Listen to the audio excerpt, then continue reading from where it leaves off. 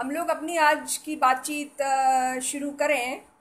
अ, उसके पहले ज़रा मैं बता दूं, ये जो हमारा आजकल जो ऑनलाइन बातचीत होती है, जिसकी वजह से जिसे एक छोटे से ऑटोग्राम वाले एक छोटे से वायरस ने जो तूफ़ान मचा के रखा हुआ है, उसकी वजह से जो दिक्कत हो रही है हमको, और उसकी ही वजह से हम लोग ऑनलाइन इस तरह से बातचीत कर रहे हैं। उस बातचीत को अपन शुरू करते हैं। उसके पहले लोग आ रहे हैं तो मैं ज़रा एक लेटेस्ट आंकड़ा आपको बता दूं कि ये जो कोरोना वायरस है, वो कोरोना वायरस से कितने लोग जो है वो प्रभावित हो गए हैं अब तक दुनिया भर में। और हर मिनट में मधु, आवाज़ सुनाई नहीं दे रही है क्या? मैं तो बोल रही हूँ। बादल सा आवाज, बाबा एक मिनट बाबा। तो बादल सा फोन आ रहा है, आवाज आ रही है। बाबा आप चाहिए ना, मैं यहाँ ऑनलाइन। हाँ ठीक है।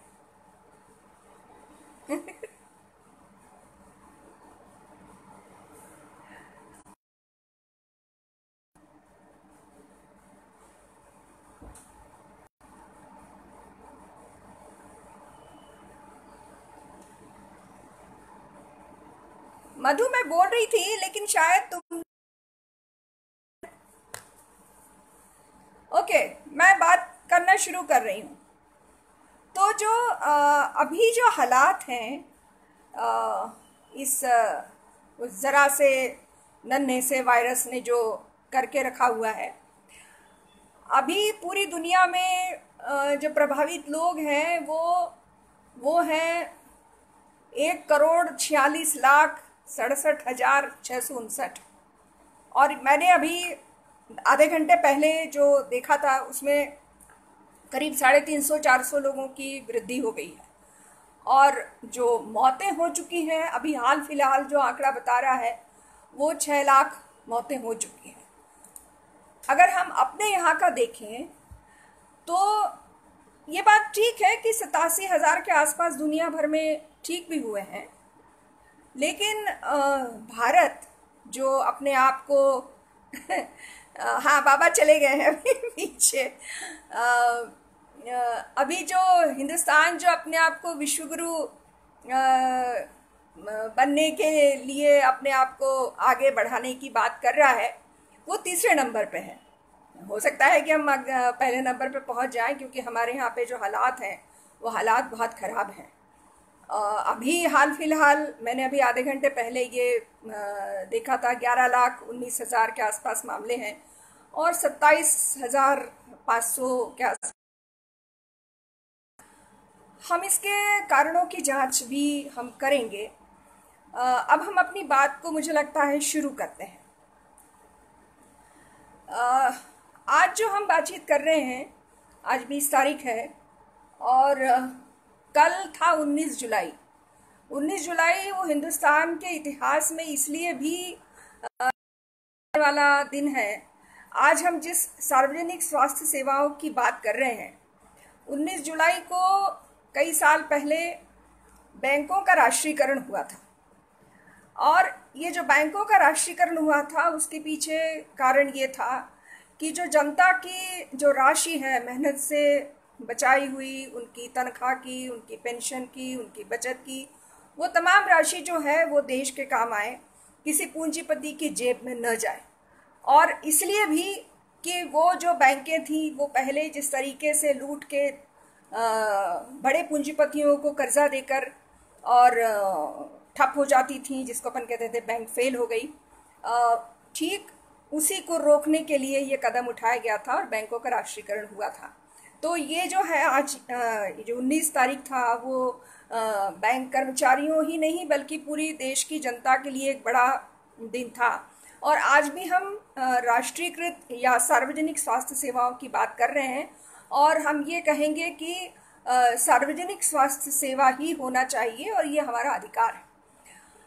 हमारी जनवादी महिला समिति की बहुत प्रिय नेता, हमारी संस्थापक कैप्टन लक्ष्मी सहगल, और उत्तर प्रदेश की महिलाओं के लिए जो मम्मी के नाम से जानी जाती हैं, 23 जुलाई को उनकी पुण्यतिथि है। कैप्टन लक्ष्मी जिन्होंने आज़ादी की लड़ाई में नेताजी सुभाष चंद्र बोस की रानी झांसी रेजिमेंट का नेतृत्व किया था, और आज़ादी के बाद भी उन्होंने अपना काम नहीं छोड़ा। वो डॉक्टर थी और कानपुर में अपना क्लिनिक शुरू किया, और उस क्लिनिक में वो अपनी 90 साल की उम्र तक, हो सकता है कि मधु जी या बाकी हमारी जो उत्तर प्रदेश की बहनें हैं वो बताएंगी कि हो सकता है कि उसके बाद तक भी वो उस क्लिनिक में बैठकर इलाज करती रहीं, प्रसूतियां करती रहीं, और उसके साथ ही साथ न केवल उन्होंने शारीरिक बीमारियों का इलाज किया बल्कि कई घरेलू हिंसा से पीड़ित महिलाओं के पतियों के दिमागों का भी इलाज किया। 1984 का सिखों के खिलाफ जो देश भर में माहौल था, जो हिंसा थी, कानपुर में हुई हिंसा के खिलाफ, वो उस छोटे से कद की लेकिन महान शख्सियत को लोग आज भी भूले नहीं होंगे, जिन्होंने कई सिख परिवारों को अकेले गली कर कई सिख परिवारों को दंगाइयों से बचाया था। मैं आज एक सब क्यों कह रही हूँ?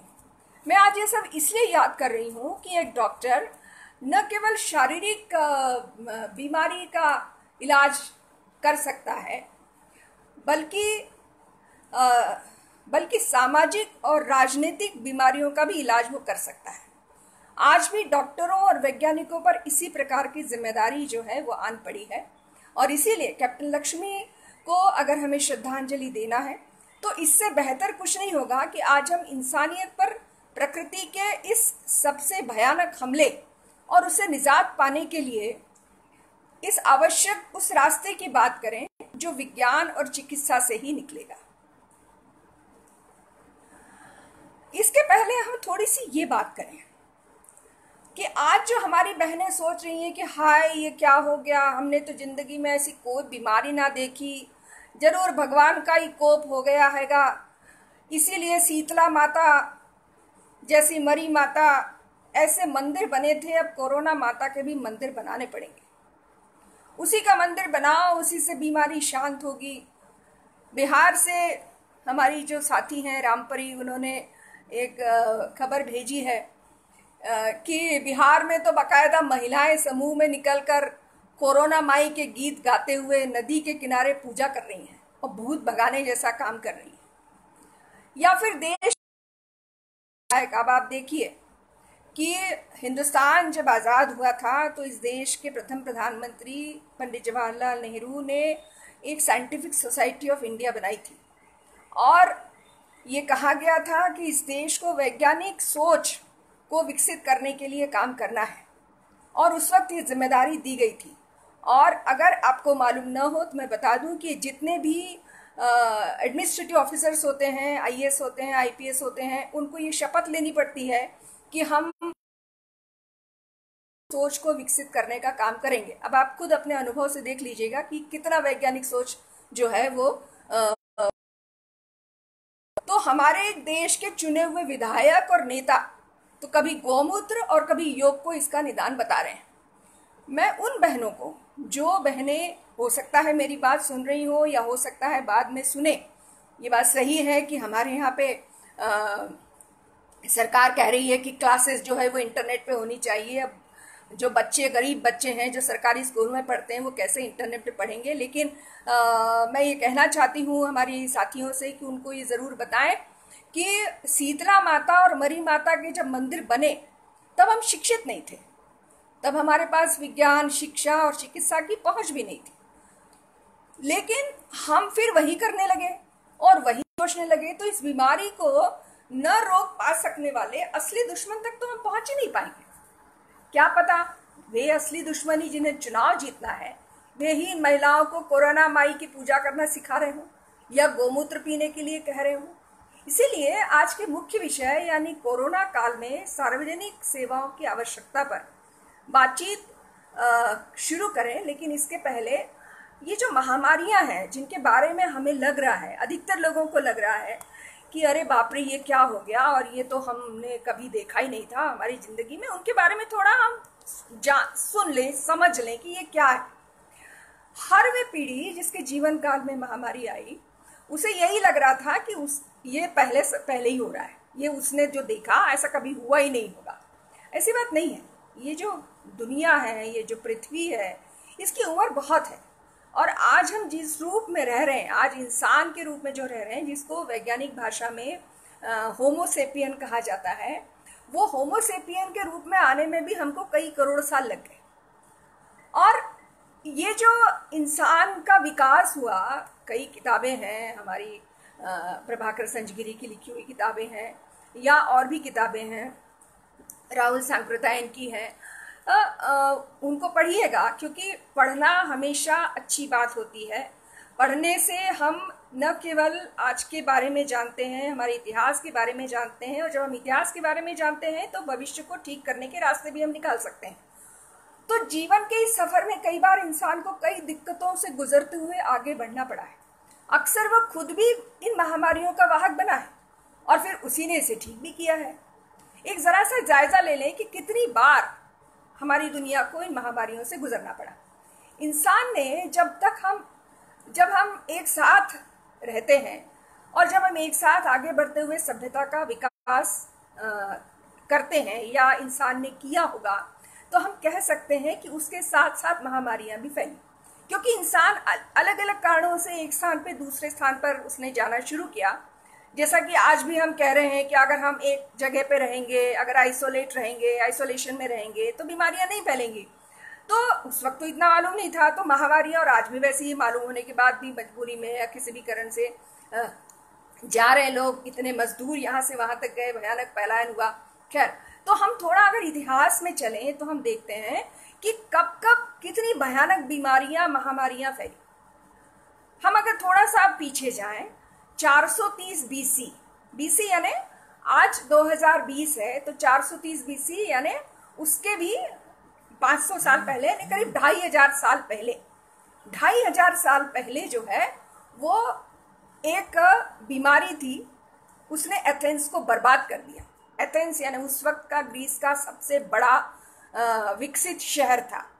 और किस बीमारी ने बर्बाद किया? वो बीमारी थी टाइफाइड, जिसका हम छोटे से इलाज से हम उसे ठीक कर देते हैं। फिर सन 165, 250 और 541 में यूरोप में प्लेग फैला। 11वीं सदी में कुष्ठ रोग की महामारी की तरह फैला, उसे भगवान का श्राप माना गया, लेकिन आज हमारे पास इसकी भी दवाई है।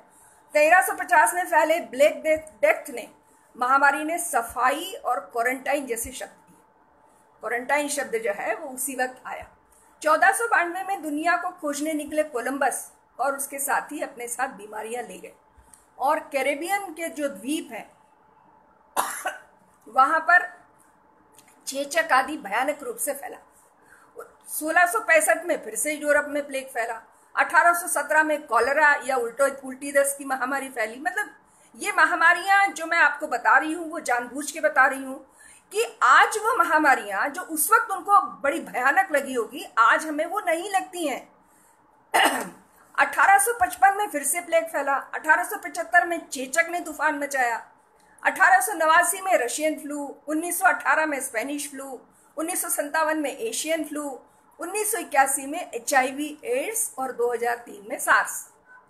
यानी कुल मिला के 17 बार जो है महामारियां इस बार के कोविड-19 के पहले दुनिया में आकर इंसान और उसकी जिंदगी को चुनौती दे चुके हैं। ये मैं इसलिए बता रही हूं कि हर बार इंसान और उसके विज्ञान ने इन पर विजय भी प्राप्त की है, हासिल की है। और इसके पहले की महामारियों में जो भी बीमारियां आई, आज उन पर टीके बन चुके हैं। इसलिए विश्वास रखिए कि कोविड-19 पर भी टीका बन जाएगा। लेकिन एक बात और है, इन महामारियों ने एक बात सिखाई। क्या सिखाया? वो ये सिखाया कि स्वास्थ्य सेवा को सार्वजनिक होना चाहिए। ये बहुत जरूरी है। अगर स्वास्थ्य सेवा आप खरीद कर मतलब पैसे देकर खरीदने वाली अगर चीज हुई, तो जो खरीद सकता है वो भी नहीं बचेगा और जो बेचारा गरीब है वो तो बचने वाला है नहीं। और इसलिए सार्वजनिक रूप से स्वास्थ्य सेवा, सार्वजनिक सफाई, ये सारे कंसेप्ट जो हैं वो इन महामारियों ने हमको सिखाए। एक लेखिका है कैथरीन फॉस, जिनकी किताब है constructing the outbreak epidemics in media and collective memory. इसमें उन्होंने लिखा है कि महामारियों ने समाज और जनता के लिए बनने वाली नीतियों को नाटकीय तरीके से तेजी से बदला है। 1490 के ब्लैक डेथ ने जिस तरह से अब कैसे बदला, 1490 के ब्लैक डेथ ने गरीबों के लिए नीतियां बनने में तेजी लाई, यूरोप में सामंती शोषण कमजोर हुआ, 1920 के फ्लू में सार्वजनिक सेवाओं स्वास्थ्य सेवाओं को दुरुस्त करने में तेजी आई। आज हम अस्पताल में जाते हैं तो पलंग जो होते हैं वो लोहे के होते हैं, पहले लोहे के नहीं होते थे, लकड़ी के होते थे, और लकड़ी के पलंगों से इन्फेक्शन जल्दी फैलता था। तो ये समझ में आया कि धातु का करना चाहिए पलंग। मास्क का उपयोग शुरू हुआ। छोटा सा मैं बता दूं कि पहले डॉक्टर जो है एक मास्क यूज करते थे जिसको कहते थे बीक मास्क, ऐसे तोते की नाक जैसी उसकी वो मास्क होता था, मतलब वो होता था, और उसके अंदर दवाइयाँ रखी रहती थी ताकि वो सांस लेते थे तो वो मरीज के पास जब जाते थे तो उन तक वो बीमारी या वायरस नहीं पहुंचता था।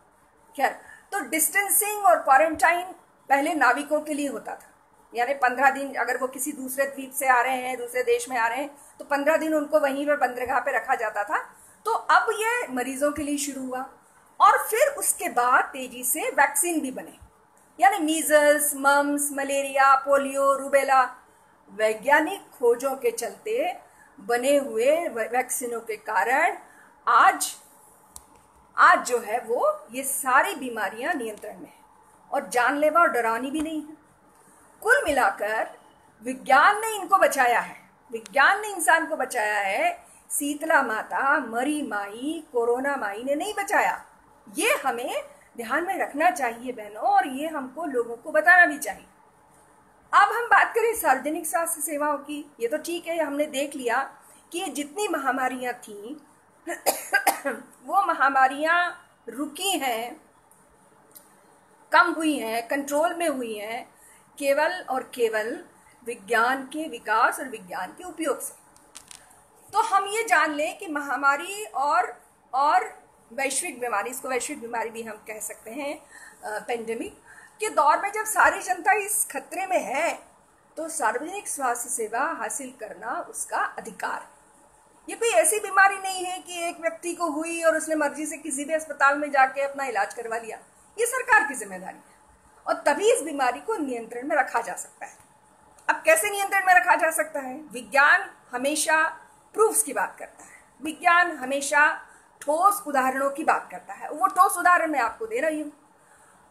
हमारे एशिया महाद्वीप में एक देश है छोटा सा वियतनाम, जिसे 50 और 60 के दशक में महाकाय अमेरिका ने पूरी तरीके से नष्ट करने की ठान ली थी।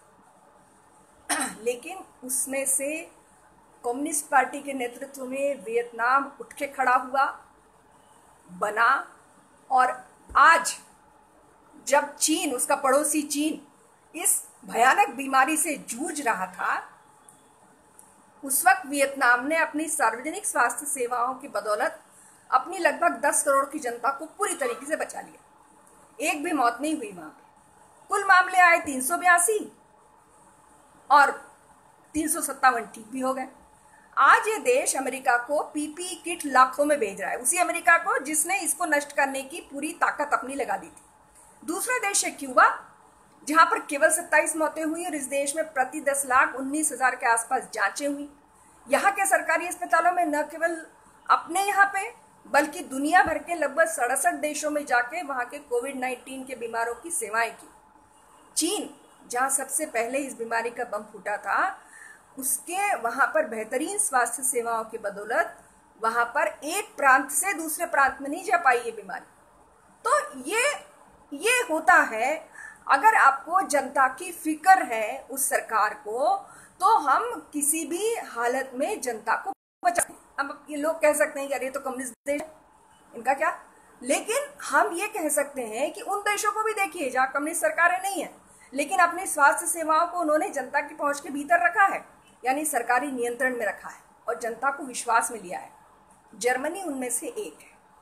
ये बात अलग है कि ये सारे देश जिनका उदाहरण मैं आपको बता रही हूँ, उसका नेतृत्व महिलाएं कर रही हैं। ये एक अलग एस्पेक्ट है जिसके बारे में मैं पहले बोल चुकी हूँ।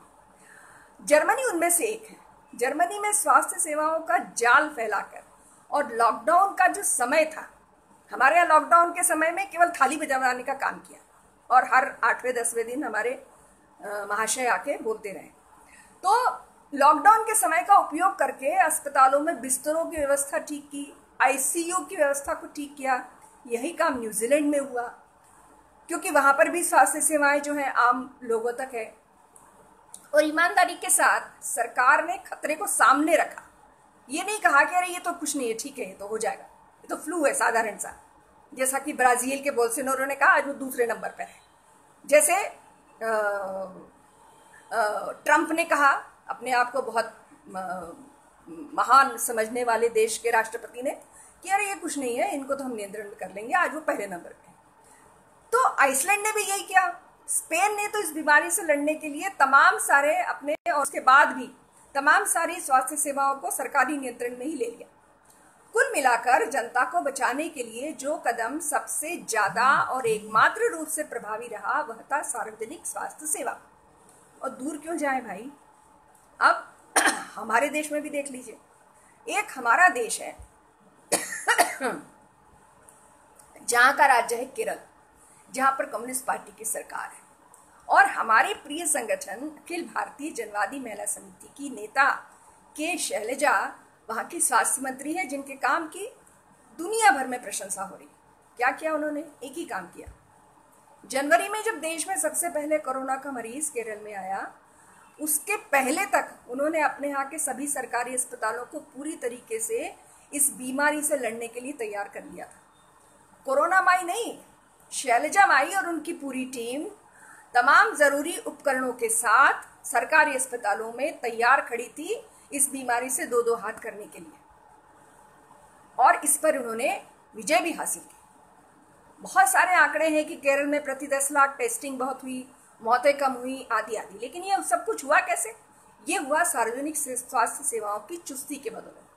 केरल की सरकार ने अलग अलग फेज में कोरोना के मरीजों को ठीक करने के लिए बेहद दूरगामी तरीके से योजनाएं बनाई।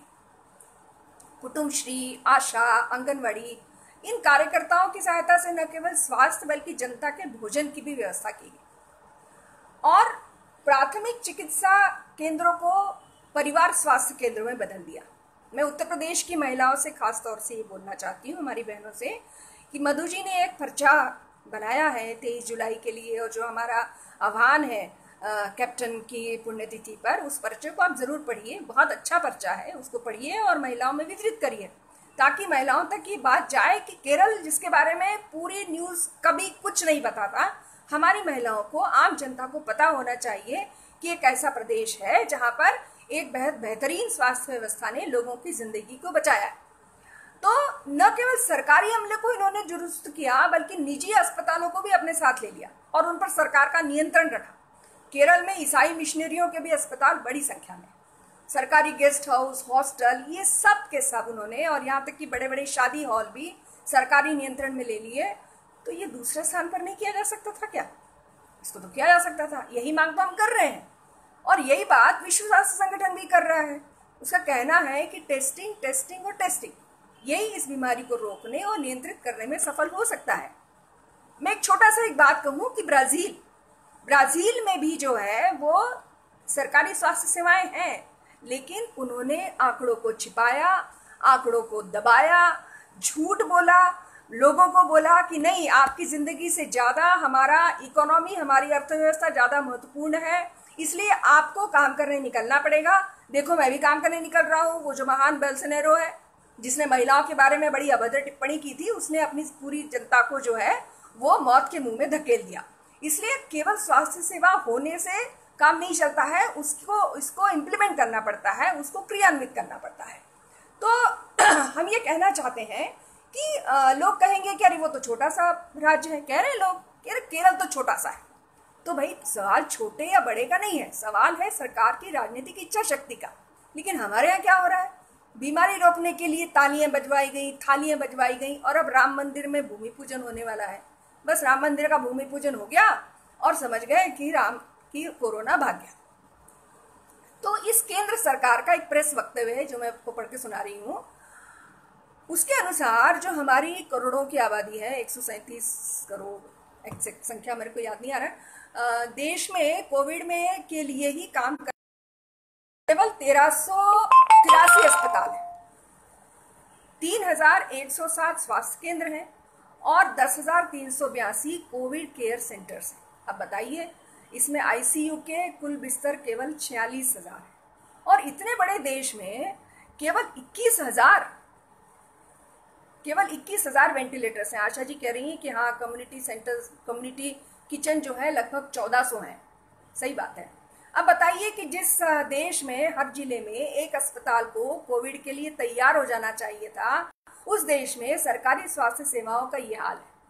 आज भी 10,189 लोगों के बीच एक एलोपैथिक डॉक्टर, 90,000 के बीच में एक सरकारी अस्पताल और करीब 2,000 के बीच का जो आबादी है उसके लिए अस्पताल में एक बिस्तर है। ये हालात है। लेकिन क्या इतनी बड़ी आबादी वाले देश में अगर हम मान भी लें कि चलिए 10 लाख आपके मरीज हैं, तो क्या 10 लाख का इलाज आप कर नहीं सकते हैं? सरकारी अस्पतालों में क्या कर नहीं सकते हैं? लेकिन इसके लिए स्वास्थ्य सेवाओं में आवंटन भी तो करना पड़ेगा। आपको जान के आश्चर्य होगा कि केंद्र सरकार ने कोविड के नियंत्रण, बचाव और इलाज के लिए कोई भी अतिरिक्त आवंटन स्वास्थ्य के बजट में नहीं किया है। आज भी हमारे देश में स्वास्थ्य पर कुल खर्च केवल सकल घरेलू उत्पाद का 1.5% होता है। अब मैं आम भाषा में इसको बता दूं कि प्रति व्यक्ति केंद्र सरकार जो है वो प्रतिदिन केवल 5 रुपए खर्च करती है। अब आप देख लीजिए कि क्या हालत है। उत्तर प्रदेश, बिहार, गुजरात तो इससे भी कम खर्च कर रहे हैं। और उसके अलावा एक बात और जान लीजिए, ये जो महान लोग बैठे हुए हैं दिल्ली में, उन्होंने योजना आयोग को खत्म करके दूसरे आयोग बनाए जिसमें एक नीति आयोग भी था, है ना। उसने ये प्रस्ताव दिया कि देश भर के जितने भी जिला अस्पताल हैं उनको निजी हाथों में दे दिया जाए।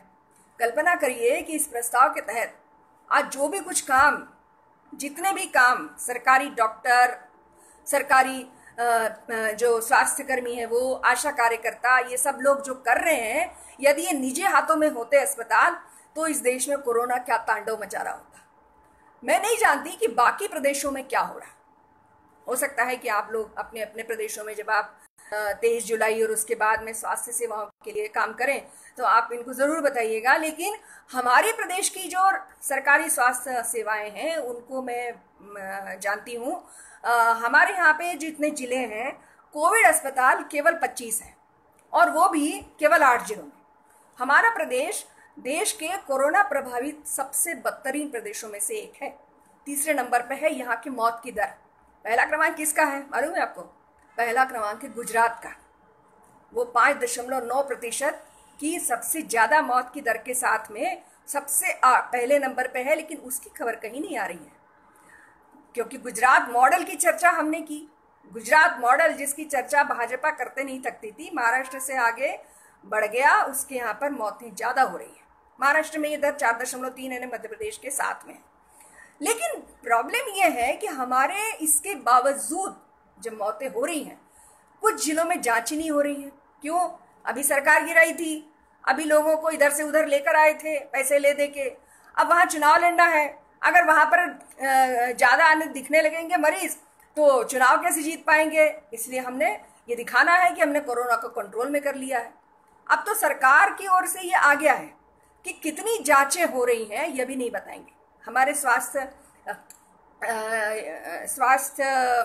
क्षेत्र में काम करने वाले हमारे एक बहुत अच्छे साथी हैं, उन्होंने जो है ये बताया है, जबकि उन्होंने ये भी कहा है कि ये जो जांचें हो रही हैं वो जो जितनी जांचें हो रही हैं उनकी 10 गुना अधिक हो सकती है। अब बताइए, ये हमारा जनतंत्र है, ये जनतंत्र है हमारा। इन सबके बीच मुख्यमंत्री ने एक घोषणा कर दी हमारे, मगर मुख्यमंत्री भी घोषणावीर हैं। 1 जुलाई से उन्होंने कहा, 1 जुलाई से हमने, आशा जी कह रही है गुजरात के बारे में बताइए। गुजरात के बारे में तो ठीक है, अभी मैं जितना है उतना बोल दूं पहले कि मध्य प्रदेश का पहले देख लें अपन कि 1 जुलाई से किल कोरोना अभियान चलाया जाएगा, जिसमें स्वास्थ्य कार्यकर्ता घर घर जाकर कोरोना मरीजों की जांच करेंगे। अब बताइए, और इसमें उन्होंने कहा कि 14,000 कार्यकर्ता होंगे, 10,000 टीमें होंगी, वगैरह वगैरह वगैरह। लेकिन जाएगा कौन? वही आंगनवाड़ी कार्यकर्ता, वही आशा कार्यकर्ता हैं, वो कार्यकर्ता हैं जिनके पास पीपीई किट नहीं है, कोई आवागमन के साधन नहीं है, सैनिटाइजर नहीं है, और तो और इन महिलाओं को हमारे यहाँ 2 महीने से मानदेय भी नहीं मिला है। उनको जबरदस्ती जो है काम पर भेजा जा रहा है। इसका एक फैक्ट ये भी है, मैं नहीं जानती दूसरे प्रदेशों में क्या हुआ है, बताइएगा आप। केंद्र सरकार ने, जबकि इतनी भयानक महामारी है अभी, आशा कार्यकर्ता हैं जो 60 साल की होने वाली हैं, डायबिटीज है उनको, बीपी है उनको जबरदस्ती भेजा जा रहा है काम करने के लिए। केंद्र सरकार ने एनआरएचएम का बजट 2018-19 का 56% से घटा के 49% कर दिया है। अब बताइए, यदि मना किया काम से तो नौकरी से हाथ धो बैठने की अधिकारियों की धमकी देती है। प्रदेश में आशा कार्यकर्ताओं और आंगनवाड़ी कार्यकर्ताओं की, सहायिकाओं की कोविड से मौतें हो रही हैं, भोपाल में हुई हैं, लेकिन सरकार बेशर्मी के साथ चुप्पी ओढ़े बैठी। ऊपर से हमारे एक स्वास्थ्य मंत्री हैं, वो उत्तर प्रदेश के विकास का इनकाउंटर करने के पहले जहाँ से पकड़े गए थे, वो स्वास्थ्य मंत्री है नरोत्तम मिश्रा। तो निजी अस्पतालों में काम की वो बड़ी प्रशंसा करने में लगे हुए हैं। दवाइयों की कालाबाजारी हो रही है, और कोरोना का इलाज जब निजी अस्पतालों में हो रहा है तो बिल बढ़ते जा रहे हैं। तो ये सब चल रहा है, यानी काम जो भी हो रहा है सरकारी अस्पतालों में, एम्स में, सरकारी डॉक्टरों के द्वारा, स्वास्थ्य कर्मी जिनमें एएनएम, आशा, आंगनवाड़ी कार्यकर्ताएं हैं, लेकिन तारीफ किसकी हो रही है? निजी अस्पतालों की। तो ऐसे जीता जाता है क्या जनता का विश्वास? और ऐसे नियंत्रित करेंगे हम महामारी को? हर वो देश, और हमारे यहाँ पर केरल प्रदेश, जिसे जनता की चिंता है, सरकारी स्वास्थ्य मशीनरी को चुस्त दुरुस्त करके उस पर खर्च बढ़ा के जनता की जिंदगी की रक्षा करता है। लेकिन यदि जिन सरकारों को टेस्टिंग, वेंटिलेटर्स, लैब महंगे लगे और सरकार बनाने के लिए दूसरी पार्टियों के विधायक खरीदना सस्ता लगे, तो उन सरकारों के साथ जनता को क्या करना चाहिए? क्या टेस्टिंग किट और उनको टेस्ट करना इतना असंभव है? हमारे जो जन स्वास्थ्य अभियान के कार्यकर्ता हैं, उनके नाम, मेरे को ये बीमारी हो गई है, अमूल्य निधि हमारे बहुत अच्छे कार्यकर्ता हैं, उनसे मैं कई बार कुछ पॉइंट्स लेती रहती हूँ। तो अमूल्य निधि का ये कहना है कि हर जिला अस्पताल में एक टीबी की टेस्टिंग किट होती है। हर इंजीनियरिंग कॉलेज, कृषि महाविद्यालय, मेडिकल कॉलेज में इसका टेस्टिंग हो सकता है। टीबी टेस्टिंग मशीन में भी इसकी टेस्टिंग हो सकती है कार्टेज को बदलकर। कुल मिलाकर मशीनों की समस्या नहीं है, लेकिन सरकार को टेस्टिंग करना ही नहीं है। कारण ये है कि मध्य प्रदेश में बड़ी संख्या में स्वास्थ्य कर्मी और पैरामेडिकल स्टाफ के पद जो है वो रिक्त पड़े हुए हैं। जो टेस्टिंग करे वो लैब टेक्नीशियन भी नहीं है। इस वक्त आवश्यकता है बड़ी संख्या में स्वास्थ्य विभाग के में भर्ती करने की, जो केरल ने किया है। केरल ने 4000 करोड़ अतिरिक्त निवेश किया स्वास्थ्य में। तो लेकिन अब ये नहीं करना इनको, क्योंकि उन्हें अपने राज्य को गलत तरीके से बेहतर दिखा के चुनाव जीतना है। उत्तर प्रदेश के तो कहना ही क्या है, यहाँ तो सरकार कोरोना को नियंत्रण में नहीं कर रही है, बल्कि इसके बहाने से जनतांत्रिक आंदोलनों को नियंत्रण करने में लगी हुई है। और बिहार की जनता कोरोना से मरते हुए या पीड़ित होकर अंधविश्वास की शरण में जा रही है। और राज्य सरकार केंद्र की भाजपा के साथ मिलकर डिजिटल चुनाव करने वाली है। यानी बिहार की जनता मरती रहे, अंधविश्वास की शरण में जाती रहे, इतनी भयानक महामारी में उनको कोई निजात नहीं है, लेकिन वे डिजिटल रैलियां करेंगे, डिजिटल चुनाव करेंगे, वहां सारा पैसा लगाएंगे। तो कुल मिला के दुनिया ने अभी तक की अनुभव की हुई महामारियां और उससे निपटने के लिए अलग अलग देशों के द्वारा अपनाई गई तकनीक केवल और केवल एक ही दिशा की ओर इशारा करती है, और वो है सार्वजनिक स्वास्थ्य सेवा के जाल को फैलाकर स्वास्थ्य को नागरिकों का मूलभूत अधिकार बनाना। सरकार को ये समझना होगा कि स्वास्थ्य नागरिक को हितग्राही बनाकर दी गई कोई सुविधा नहीं है, बल्कि नागरिक के नाते उसका अधिकार है। हाँ, ये बात सही है नीना जी।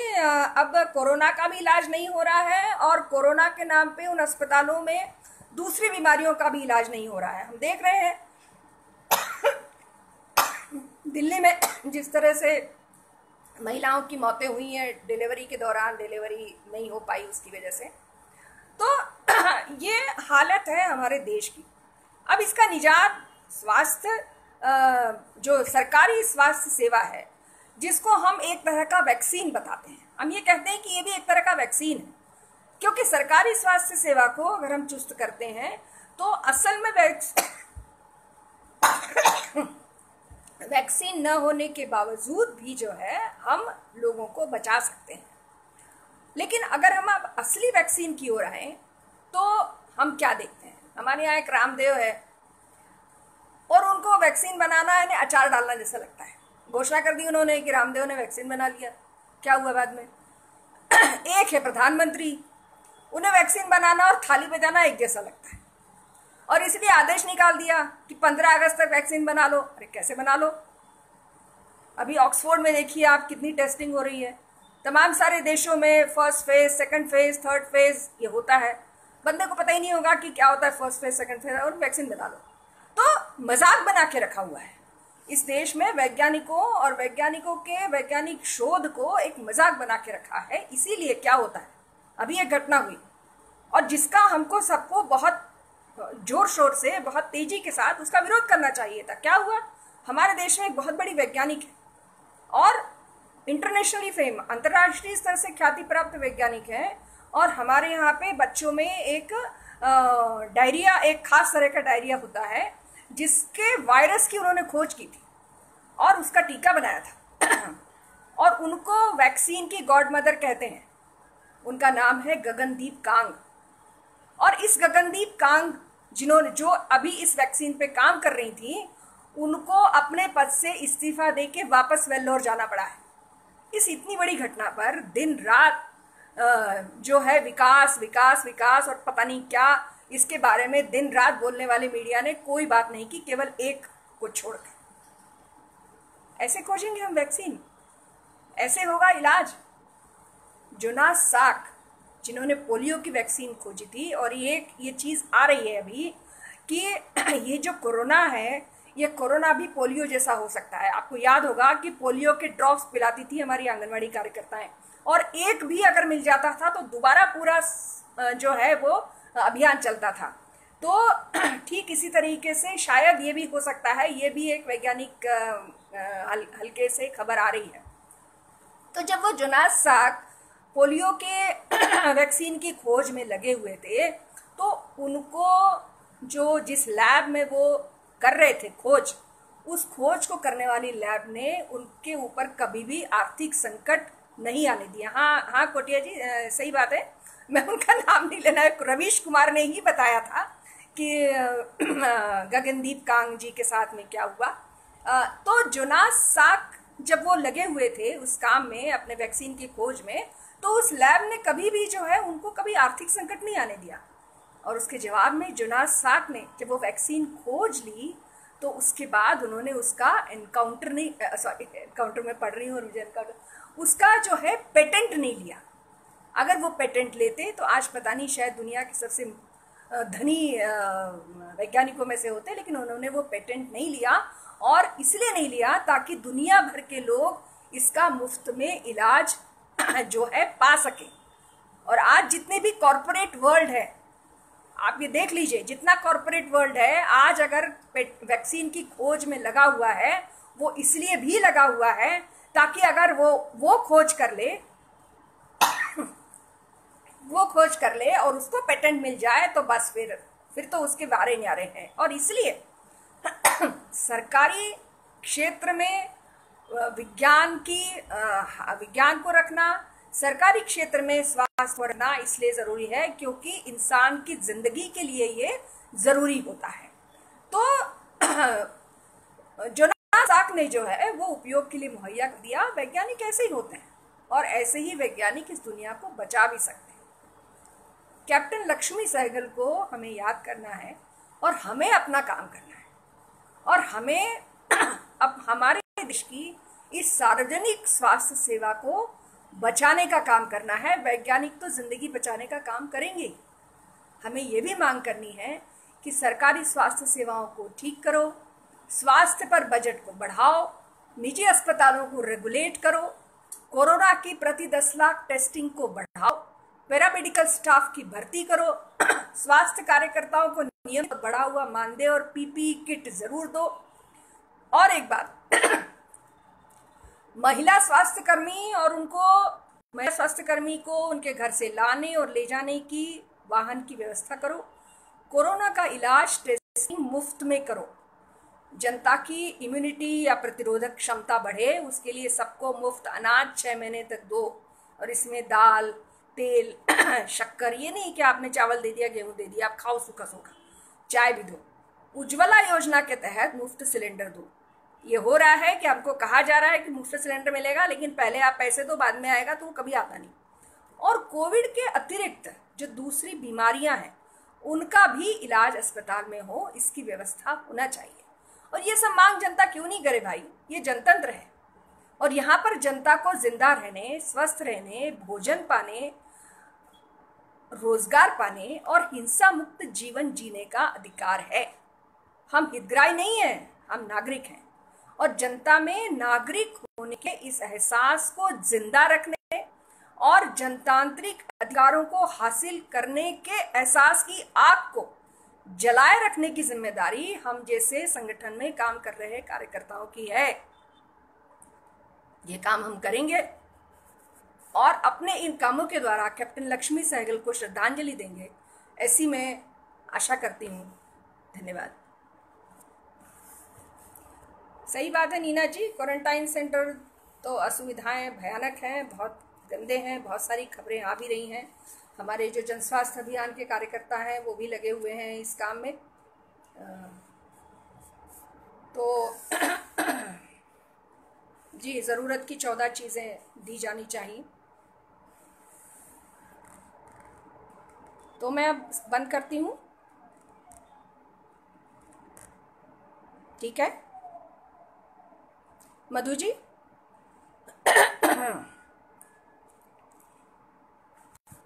किसी को कुछ पूछना है? हाँ अखिलेश जी, सही बात है, आंदोलन ही विकल्प है और आंदोलन से ही कुछ रास्ता निकलेगा। आज दोपहर को मैं शेफाली शर्मा, हमारी जो युवा कवित्री है, उसकी कविताएं सुन रही थी उनकी। उसमें उन्होंने कहा था कि जो तर्क करने वाले लोग हैं वो अंधेरे में निकलते हैं। बात सही है, हम जो तर्क पे विश्वास करते हैं उनको अंधेरे में निकलना ही पड़ेगा ताकि उजाला इस दुनिया में आ सके। धन्यवाद।